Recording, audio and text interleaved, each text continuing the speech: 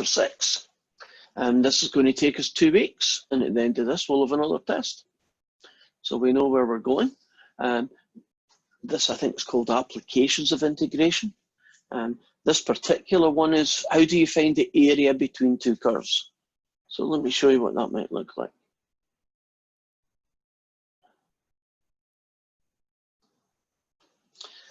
Well, suppose we have a function called y equals f of x. And suppose we have another function called y equals g of x. Suppose this point here is A, and let's suppose that this point here is B.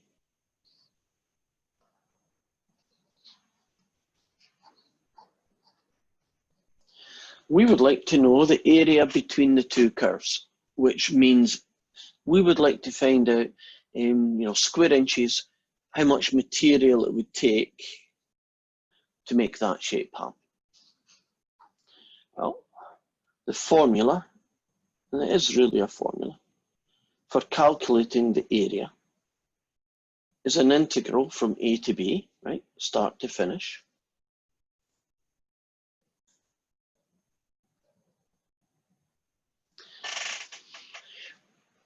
It's not a very ugly formula. In fact, hopefully it's kind of intuitive.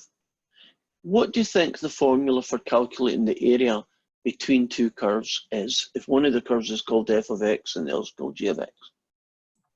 Top curve minus the bottom curve? That's all it is. Nailed it. And I like the way you phrased that.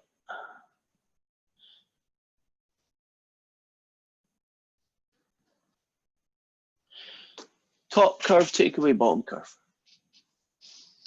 You'll find when you get the homework that there's quite a lot of questions where they do a little vertical or horizontal rectangle, depends on the context and what you're thinking about what's going on there. That's visually to help you. Can you see it's pretty obvious that f of x is the top one and g of x is the bottom, but it doesn't always end up being so obvious. So we are going to look at more and more complicated versions of that problem. I'm going to start off with a nice simple one that doesn't have too much going on. So let's suppose we're being asked to find the area between the curves. So area between, I'll just call them y, that way I don't need to put labels like that. Y equals x cubed and y equals x.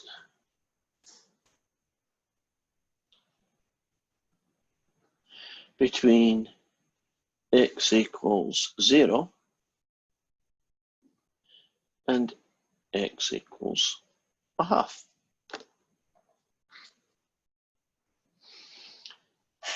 So this question is written down totally with words. And so if you don't have a picture, that would be step one.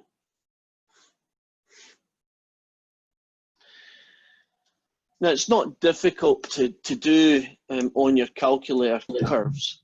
To save some, oops, I'm going to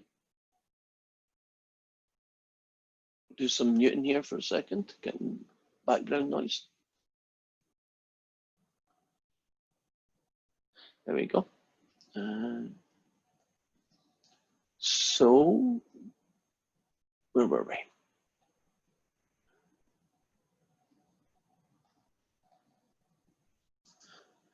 So can you just pretend that I know what y equals x cubed looks like? Because I do. I mean, wouldn't the rest of it be down here somewhere? Right. And can you imagine, getting a whole load of latecomers, I'm not quite sure what's up there. And let's say the second curve, y equals x, looks like this fella here. And we're being asked to do it from x equals 0, which is here, to x equals a half,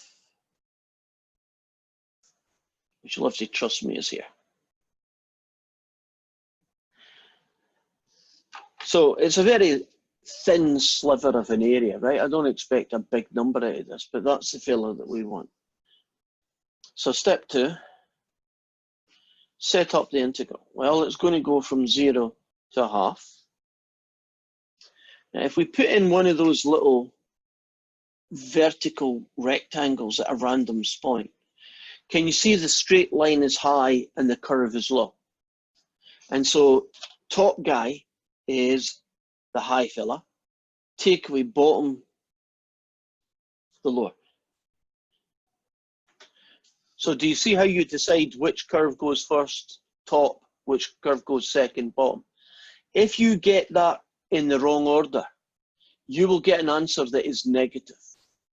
It'll be the right number, it'll be -1/4, but it's one of the things we know about this process. This is a physical area, right? It's a positive number that does exist.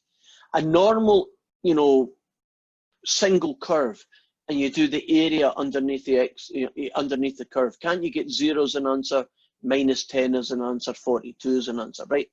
Anything can happen in that situation. But whenever you're doing an area between two curves, you must get a positive answer. It represents a physical area, right? It is a positive. So now that I got this guy, can't we just use the power rule? Evaluated at x equals 0 to x equals 1/2.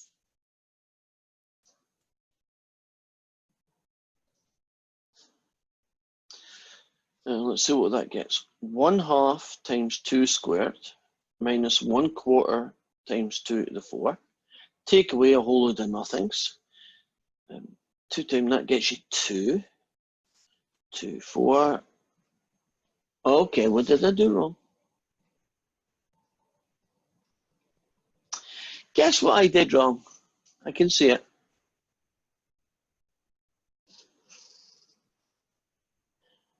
What did I do wrong here? You replaced x with a 2 instead of 1/2. Now I will fix it. So 1/2 times 1/2 squared is an 1/8. And 1 over 2 to the 4, 2, 4, 8, 16. So it's a 64th. And this guy is 8 64ths, take away 1 64th, or you can use your calculator, I guess. There is your area. So top guy, take away bottom guy, find the integral, and you are done. Apart from the little hiccup where I replaced it by 2 when I should have 1/2, are we cool with the process? So let's make it a little bit harder then, a little bit more challenging.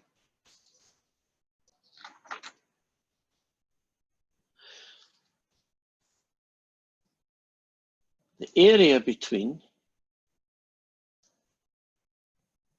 y equals x cubed and y equals x.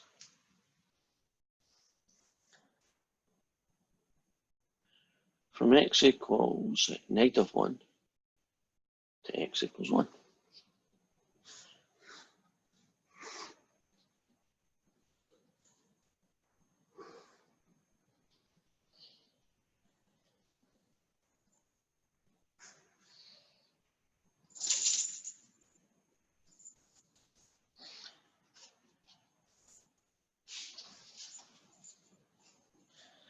Now the number I just gave you actually ends up being,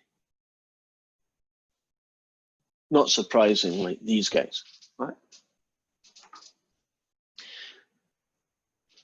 Now, you might think that this isn't a big deal. This is the wrong answer.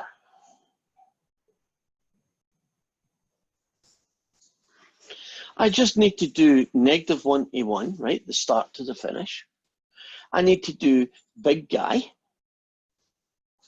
take away little guy, dx. You're shaking your head, and you should be, correct. The problem with this question, or the problem with this method is, see if you did it, trust me, the answer is 0. So it's not correct. if you visualize it a little bit, do you notice that at this side, it's not the same as this side? In this side here, if you do your little top and bottom, isn't it x first and x cubed second? But see if you do this over here, isn't the higher up one x cubed and the lower down one x? Do you see that the order of f take away g switches over at 0? Which means that if you want to get this area, you actually have to do it in 2 stages. You find the area of this bit, I'm going to call it A, and the area of this banana bit, and call it B. Well, the area of A is the integral from -1 to 0, but x cubed first, take away x. And then this piece is the integral from 0 to 1. The highest part is x, and the lower down one is x cubed. Do you see how there's a switch over? One's on top, now the other's on top. And each one of them, you integrate, and you'll get the answer. Right? Would you be surprised that this number and that number are the same? You agree? If you know by the shape or the symmetry that this piece is, I know it doesn't look it because I can't draw, but this piece is the same as that. Couldn't you just find one of them and double it? And that would save you a little bit of work. So if you can see something that can shorten your workload, like, well, I don't need to find both of them separately. I only need to find one, and if I double it, I know it's the same as the other one, so doubling it will be the answer. But since I've set this one up in that particular order, I guess I should complete it. So add 1 to the power, divide by the new power, and we get that guy.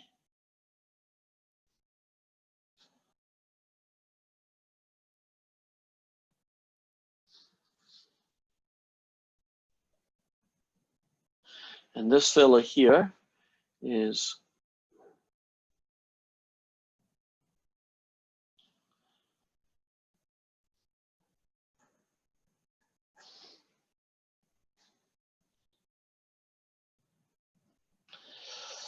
put in nothing, you get nothing. Put in -1, yikes.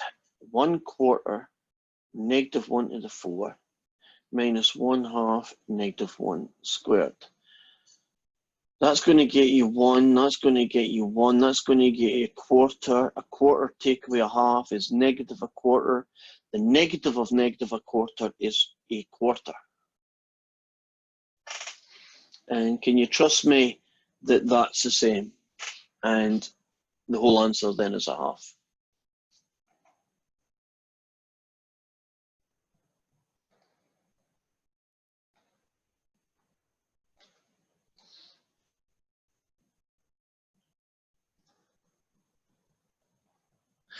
Is there anything about that slightly more complicated situation that you're not sure about, or does that seem reasonable the way that you tackle it? Are we good? Okay, let's try the next one.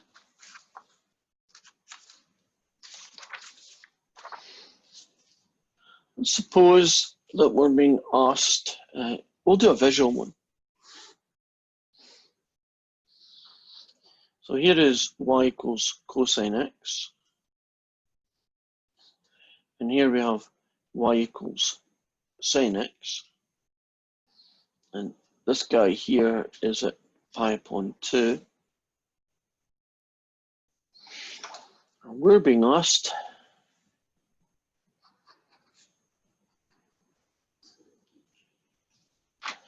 to find this shaded area. It's really 2 shaded areas together, right? Now, in this particular question, all we really know is, well, I think we can make that assumption that that's 0, right? And so we know we're going to do from 0 to pi upon 2. We know the curve's called sine x. We know the other one's called cosine x. And we're trying to find this area and add them together, right? There's something missing in this question that I really need to, if I want to progress. What piece of information am I missing right now? The point where they intersect. Yeah. So we need to find this guy. I mean, he's pretty vital, isn't he, to do this process? Now, if you want to find where two curves intersect, in this case sine x and cosine x, don't they intersect at the point where the two equations are equal? So you just make the first guy equal the second guy. We cool? Then you end up having to go and you have to look at trig 142 and solving equations, which you don't actually get as much practice as I think would be helpful. But nonetheless, we've got to live with that. Solving trig equations doesn't always end up being the same way that you solve a quadratic equation or a 4x plus 1. I mean, some of them are analogous to this, but not all of them. This is one of the not all of them ones.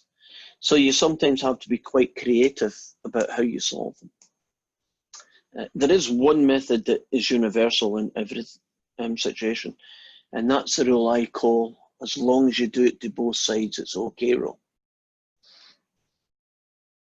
There is a thing I can do to both sides here that's going to make this more doable. I'm going to divide both sides by something. Any suggestions for what I might divide both sides by? Well, if you divide both sides by sine x or both sides, I would divide both sides by cosine x, because I then would you would agree end with up you. with tangent x equals 1, which And isn't tangent x, if I can interrupt you because you're right on power, isn't tangent x, again, a much easier problem to solve? yes. And you will probably have to look it out unless you've got a great memory. Remember the unit circle? Won't you be able to find an angle whose tangent is 1? Does anybody know what angle has a tangent of 1? I know there's lots, but the one I'm interested in is the one somewhere between here and here. Pi over 4. Agreed, or 45 degrees, right? Pi upon 4 is the one we use. So we have just found this guy. Now, if you were a gambling person, wouldn't it be a fair guess, and it would only be a guess, because it doesn't work all the time, but doesn't pi upon 4 sound about right because it's halfway between the two? I mean, don't always do that, because I can imagine a sine 2x and a cosine x, they wouldn't play well together, right? But in this case, they do. So we got that guy. Now, to get the area, well, let's go for my shortcut. Do you think it would be reasonable to assume that this area and that area are the same size? Would you agree that, forget how I draw things, that this area would look be symmetric to the other one? If you can say that for sure, then to get this entire area, couldn't I just get this one here and double it? Wouldn't that just like reduce my workload? Now, if I wasn't sure that was true, or if I didn't know it was true, then I would do the area this way. I would find the integral from 0 to pi upon 4. And then if I draw my little rectangle-y guy, won't the high one be cosine and the low one be sine? Right? High one is cosine. So cosine first, sine second, at least for that piece of the curve, right?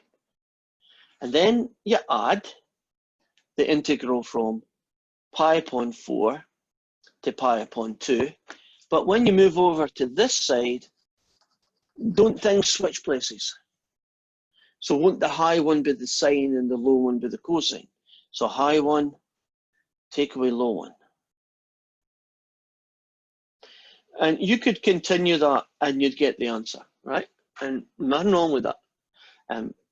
But let's look at it from what we talked about a few minutes ago.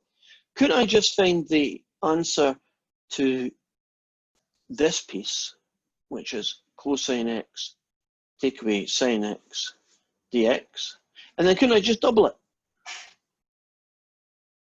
Would you agree that's a little bit less work than having to find two separate integrals and add them? Is it worth it? That's up to you. I mean, don't get into the habit of, if something's broken into two pieces, don't get into the habit that both pieces are the same size. There are lots of examples where the bit on the left is quite small and the bit on the right is huge, right? And hopefully when you look at those situations, you'll say, nah, I have to do it this way. There's no shortcut. But in other circumstances, right, couldn't there be a little bit of symmetry? And if you can save yourself, a couple of minutes, I think there's nothing wrong with that. It's an intelligent way of doing it. Okay, so what we got? Well, I'm going to evaluate this at 0 and at pi upon 4. Now the thinking caps are on. Sines and cosines are a real pain when you find antiderivatives, because most people, if they're going to make a mistake, it tends to be in those two guys rather than some of the more complicated ones. And the biggest mistake they make is getting the sign wrong. Right? They put it a plus when it should be a minus, or they call it a minus when it should be a plus. So bearing in mind that warning signal, what is the antiderivative of cosine x? Positive sign. I like your answer. Now, I'm going to do this as a package. What is the antiderivative of the whole thing? Negative sine x. Positive cosine. Are we all happy with those two answers? Because they're right. Isn't a sine's antiderivative negative a cosine? But if you add another cosine to that, they cancel out. So that's why this is positive. Now, you plug in pi upon 4, and you're going to get the sine of pi upon 4 plus the cosine of pi upon 4. Take away the sine of 0 plus the cosine of 0. And because it's trig, we need to be good at exact values of standard angles. What's the exact value of the sine of pi upon 4? And no, it is not 0.707. That's what it is as a decimal, roughly. What's the exact value of the sine of pi upon 4? Square root of 2 over 2. Agreed. And isn't the cosine just kind of lucky? The same thing. And the sine of 0 is 0, but the cosine of 0 is 1.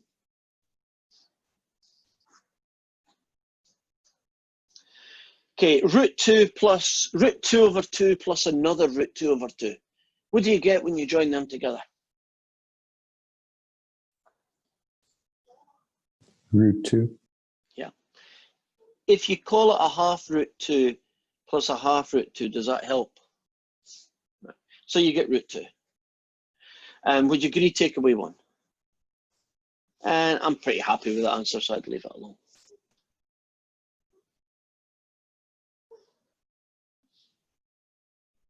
See some nods? Can't see many nods, but I see a few. We look good.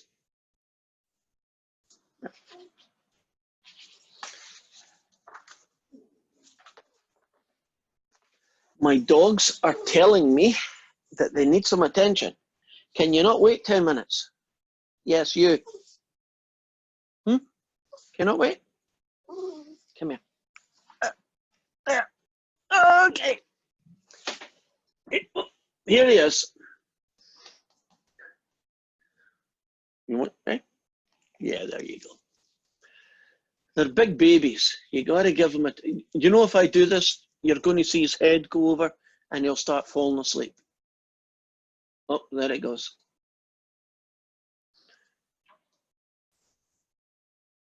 Oh, that was good. So, yeah. I don't think I can actually teach like this, so I'm going to have to put him down. But it might stop the little bugger from barking a lot. Okay. There we go.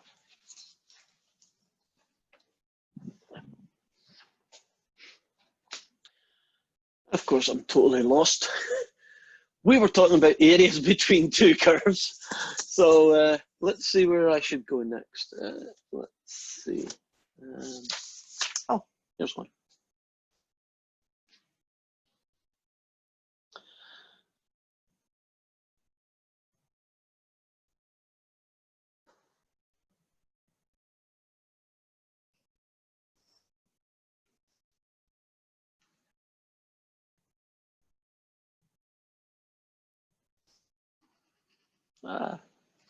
I'll write that again.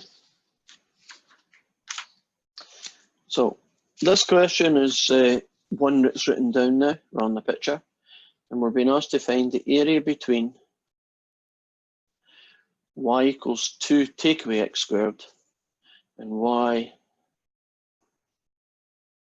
equals x squared minus 2.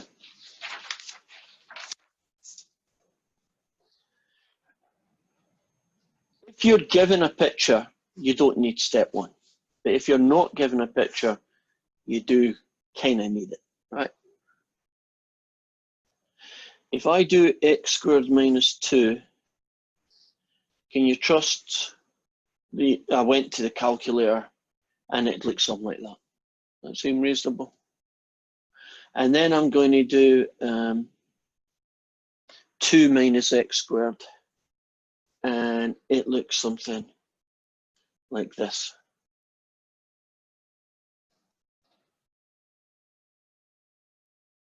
And so the area between the two shapes looks a bit like an eye, right?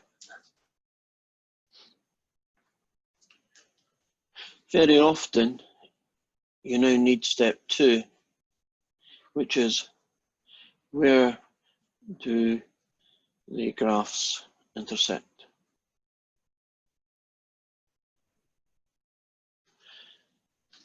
Now, the way I've drawn my picture, and it looks to me like that might well be the case, that they intersect somewhere like that, but we'll find out if that's correct or not. But don't we need to know where they intersect regardless? So this eye might be a little bit high, it might be a little bit low, but the intersection will do that for us. So we need to solve that problem, don't we? In this case, we need to solve that problem.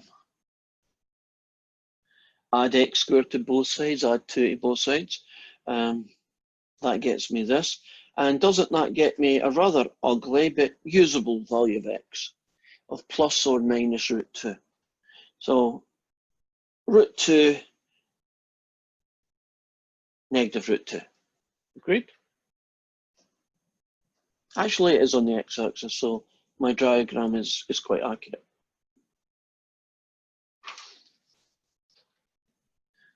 So far, so good. Now, I'll draw one of those random vertical rectangles. No particular reason why here, just whatever it happened to be. Would you agree that in this question, this curve here is always going to be the big one, and this one here is always going to be the small one? So I don't need to do 2 pieces. Can't I do it in one big go? I'm seeing nods in that, so that's a good sign. So let's set up the integral and see what that would look like then. Well, it's going to start at negative root 2 and finish at positive root 2. The big curve is called 2 take away x squared. Subtract the small curve, which is called x squared take away 2 dx. Now, I wouldn't leave that. I would distribute things a little bit.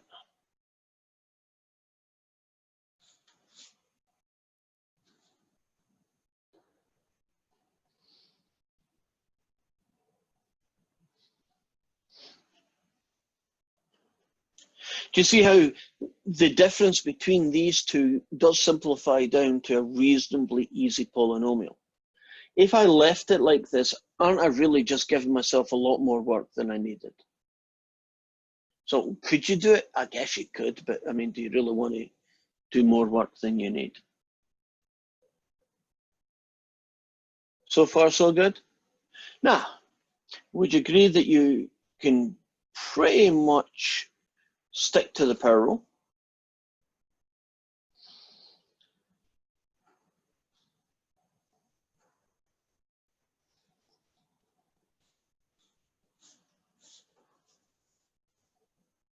And you got that.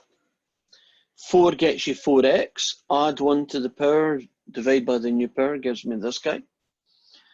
If you plug root 2, you get 4 root 2, take away 2/3 root 2 cubed, a bit messy. Subtract 4 lots of negative root 2, take away 2/3 of negative root 2 cubed. Bump. Now, some people, unfortunately, when they get to something that looks really messy like that, just hit buttons in calculators and they tell me the answer is 1.2345 or whatever. That's not what we want. We always want answers to be exact values, because the minute you do decimals, aren't you going to have to round off somewhere? You just have to. So we will have to fight our way through this, which means we're going to have to go back to some 94, 99 skills to do with, you know, tidying up radicals. So here goes. 4 root 2, that's fine. Root 2 cubed, isn't that root 2 times root 2 times root 2? So that's 2 root 2. 2/3 of 2 root 2 is 4 root 2 over 3 for root 2's. So this is that. You happy where that came from? Right, take away. That times that is negative. Take away negative gives you an add. So you're going to get an add 4 root 2. This guy ends up being almost him, but then there's a negative, then there's another negative. So you end up with that, which now means I have 8 root 2's. Take away 8/3 root 2's, right? 4 and 4 is 8, these two, negative 8. Can I do better? Can I make it even prettier? Style points. Agreed? Can we just convert them all into 3/3 and see what single fraction we get out of it? 24 take away 8 is 16, so I believe you get 16/3 root 2. And that's the answer that we're looking for. All I did there is call that 24/3. Take away 8 leaves me with hopefully 16/3. Agreed? Now, let's go back to the original question. Symmetry is your friend. Again, forget how I draw things. Would you agree that this right-hand side and that left-hand side should be the same size? Couldn't I have reduced my workload by only finding the integral from 0 to root 2 and doubling it? And although it's very similar calculation, if one of the numbers is 0, doesn't that typically mean it a little bit easier to do? So if you see a shortcut, we should go for it. Right. I'm going to just have a quick look at one more question, I think. And I'm trying to find one from here.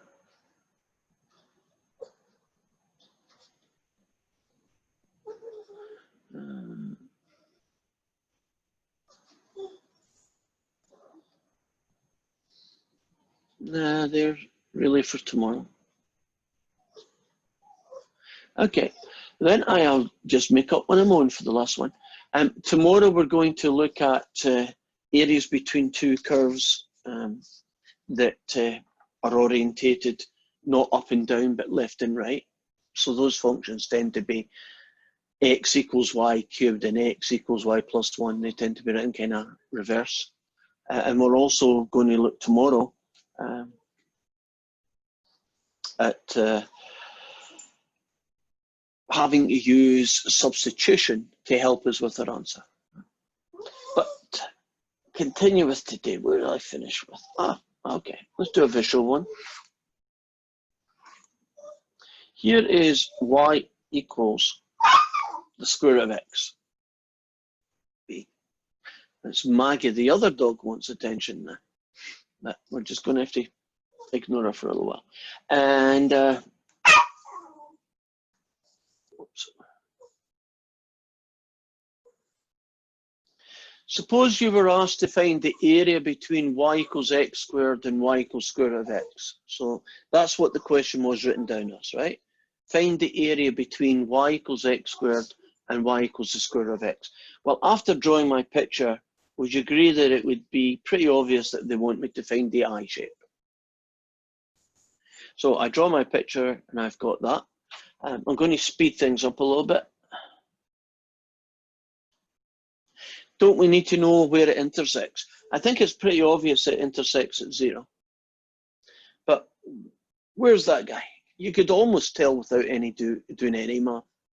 What value of x is that point there? 1. 1. Isn't it 1 squared and square root of 1, 1, right? They meet at that point. Which means then that in this particular case, isn't the area just a single question, the integral from 0 to 1? Okay, who's the big one? Who do I write first? Square root of x. Agreed. See my little rectangle? Don't know if it helps, but the book likes it.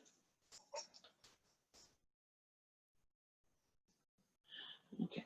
Now this is just a practical issue. What do we have to rewrite the square root of x as so that we can integrate it? I have to write it in a different form, don't I? X to the 1/2 power. Okay. Now I can use the power rule. Add 1 to the power. Divide by the new power. Add 1 to the power. Divide by the new power. Evaluated at x equals 0 to x equals 1. But style points and calculation benefit if you return the thing that into this form. Because isn't this going to be much easier to plug 1 and 0 into and get an answer than trying to figure out some weird fractional power? Now, 1's probably easy to do no matter what you do, but can you imagine it might be 4 or 9 or something, and then it gets harder and harder to figure it out. So if you plug in 1, you basically get 2/3, take away 1/3. And if you plug in 0, you just get a whole load of zeros. So the answer is a very clean 1/3.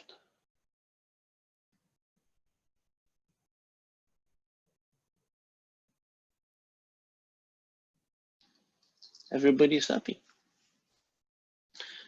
This is not a real question, but some of you like to know why you might want to know the area between two curves. So I'll start off with the simplest application. Can you imagine you just wanted to make something like this and you wanted to know how many square inches it was? So that would be one reason. But can you imagine that instead of x and y, we had t and v, but that's just letters. And you had one guy looking like this, and this is his velocity time graph, and you had another guy looking like that, and that's his velocity time graph. Right? So you could, I don't know, you call that f of t, and you could call that g of t. And if you started it here, and you finished it here, whatever those numbers were, when you find the area between them, aren't you essentially finding out how far apart they're going to be in that interval of time?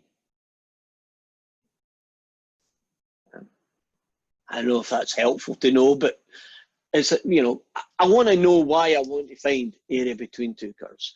Me personally, I don't care if there's a practical reason for doing anything in math, because for me, math is just fun anyway.